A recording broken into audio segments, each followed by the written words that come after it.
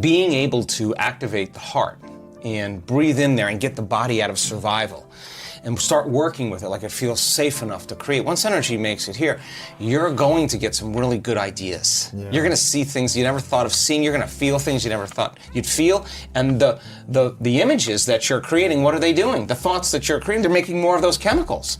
And now you're feeling more of the feeling of your future before it happens. You're giving your body a sampling, a taste of the future before it's happened. Keep doing that enough times, and that feeling is going to become very familiar to you. There was a researcher out of Yale University that in the 1940s that was studying electromagnetic fields around living organisms. And in the 1940s at Yale University, nobody was doing this. And he was a vitalist. He wanted to understand the unseen fields around living organisms. So he started studying eggs, all kinds of eggs. Chicken eggs, swallow eggs, reptile eggs, snake eggs, salamander eggs, there's all kinds of eggs. And he was using a magnetometer, and what he found was 100% of the time, no matter what egg he measured, the positive charge was always at the head, and the negative charge was always at the tail. Well, if you have positive charge on one end and negative charge on the other end, you got an external electromagnetic field called the magnetic field. That's a magnet, right? What happens with human beings is every thought has a frequency. Every thought produces a chemical. So if you keep obsessing about your lack of finances, your lack of time, your lack of energy, lack, and those thoughts. I don't have this, I need this, What are the chemicals you're feeding your body? You're taking thought, it's producing a frequency, and that frequency in the form of chemistry is storing that thought emotionally right in your second center. You feel guilty, you feel unhappy. The moment you feel unhappy, then you generate more thoughts equal to that feeling, which makes more chemicals, and you keep taking energy from the brain and storing it in the body. If you react to people in your life and you feel anger, frustration, whether it's traffic, the news, whatever it is, parents, whatever, you're drawing from this field, this electromagnetic field, you're tapping that resource, and you're making chemistry out of it, and the field shrinks. So now, by doing that and living in survival, the body no longer is a magnet. So now you have very little energy in the brain. In fact, 5% of the energy is in the brain, and 95% is stored in the body. Now, the body's been conditioned emotionally. So a lot of energy in the body, very little in the brain. So we do these different meditations and these different techniques to draw that energy right up to the top of the head. Now, when this energy shakes loose and it starts to move, the sympathetic nervous system switches on.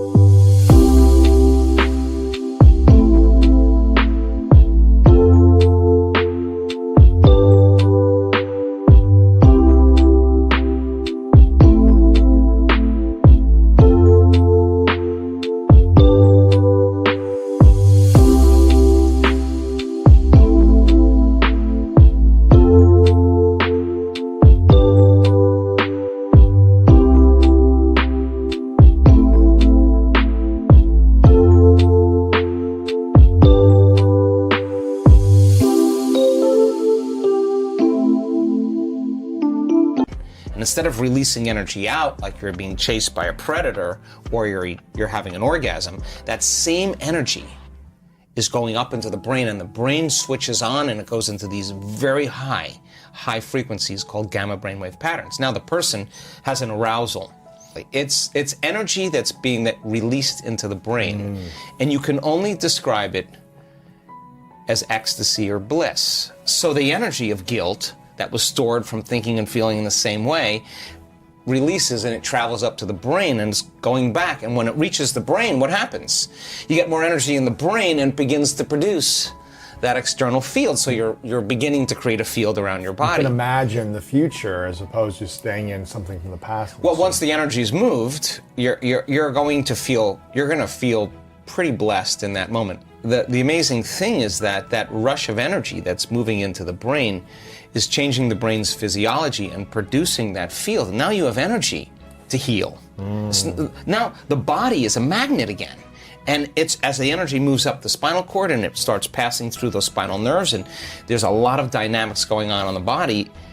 That energy that was once stored in that one of those energy centers that's released is energy to heal, energy to create a new future. You're replenishing your field, and now the body becomes more of a magnet instead of an inert piece of metal with no charge, right? So the person then who's reacting to whatever person or circumstance in their life, the stronger the emotion that they feel towards politics, towards the traffic, towards their girlfriend, social towards their media, ex, whatever, the more they're paying attention to it. But where you place your attention is where you place your energy.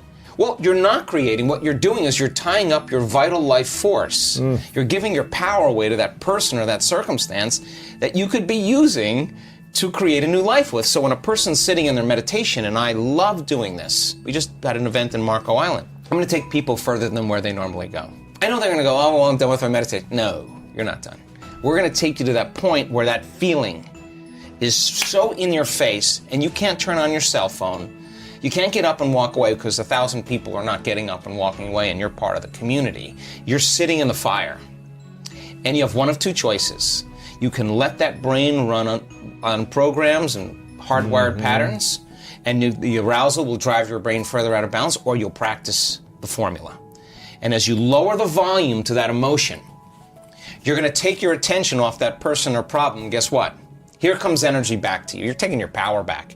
And now you're building your field that way. And when that happens, energy starts to move up into the heart. Once it mixes to the heart, it's going to the brain. So we start seeing people, their hearts naturally open up. And all the things they thought they wanted when they came to the event, they no longer want because they feel like they have it. They don't need it anymore. Because they feel like they got the feeling before the experience, so that they feel so whole that they no longer want.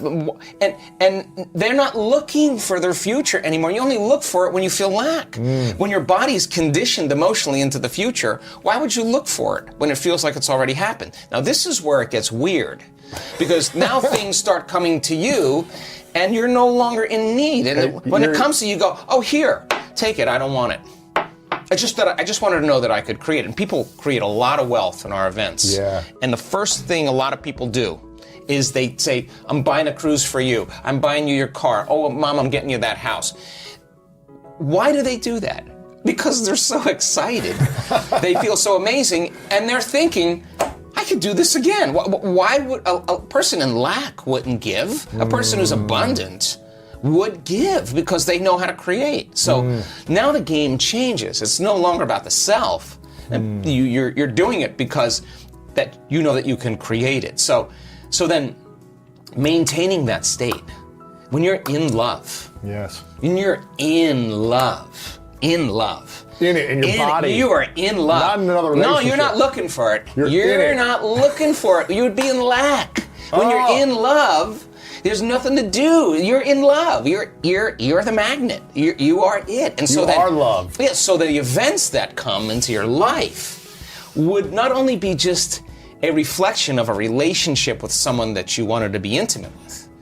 You would have meaningful, loving relationships that would enhance that feeling. And when it didn't, you would say, "Ooh, you know what? I don't know. I don't know if this is right for me." You would trust that because you worked really hard to nurture this, to protect it, to grow it, to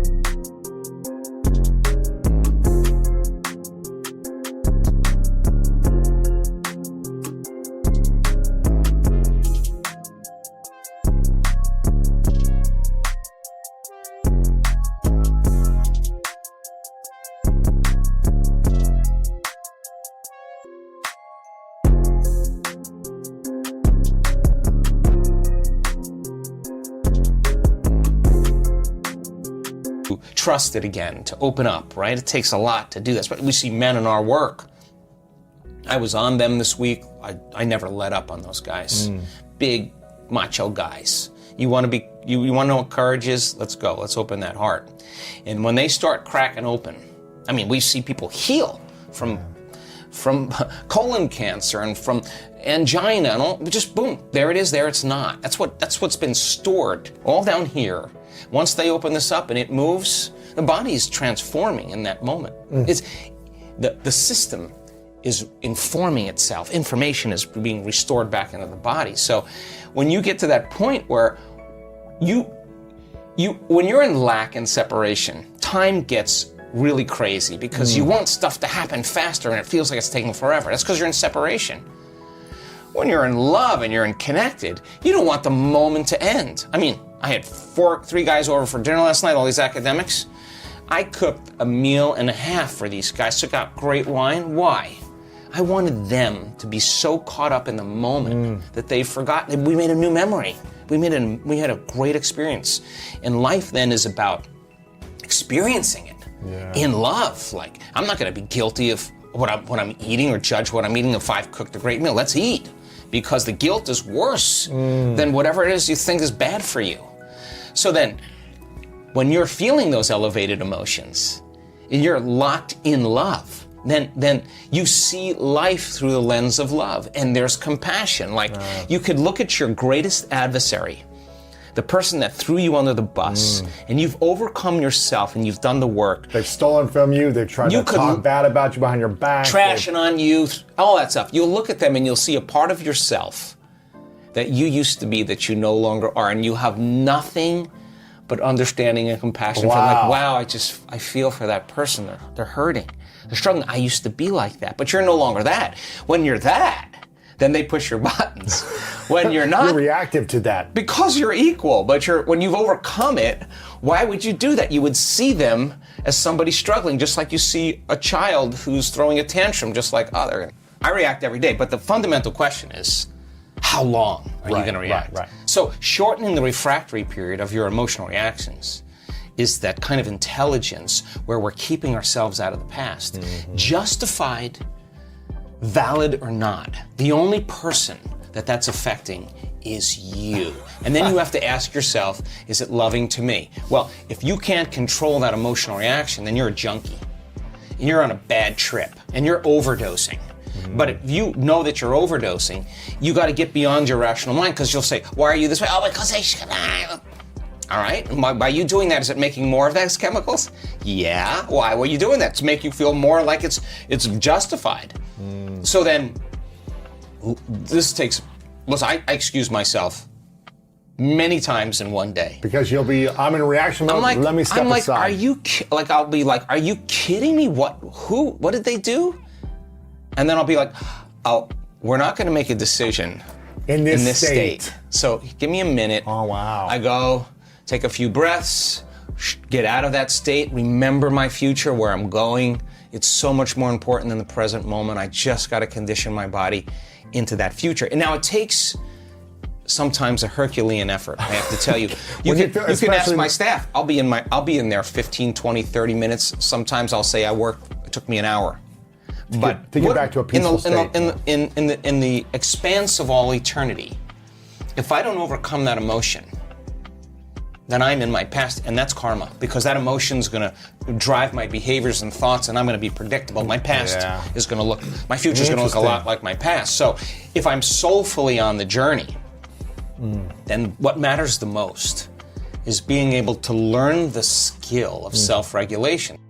I really hope you loved this video and it was helpful. So please help me make it more popular by giving your thumbs up, commenting it and sharing on the social networks with your friends. And now it's time for our daily Complete the Quote challenge. If you are new to this, your job is to complete the inspiring quote we choose for you and write the correct answer in the comments below the video. If you can give us the right answer first, you are the winner of this daily challenge. In the previous video, we had a quote that belongs to Dr. Joe Dispenza. We were looking for two words. The quote goes like this: life is about the management of energy.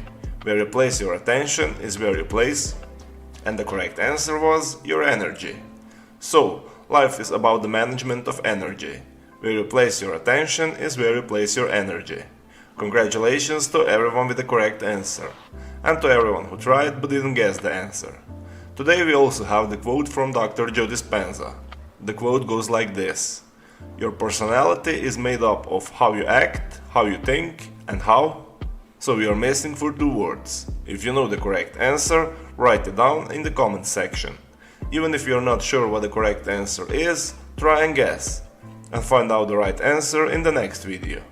If you like this video and our challenge, give your thumbs up and share this video with your friends. Spread the word. And don't forget to subscribe and hit that bell button. By doing that, you'll get noted when my new video and new challenge is out.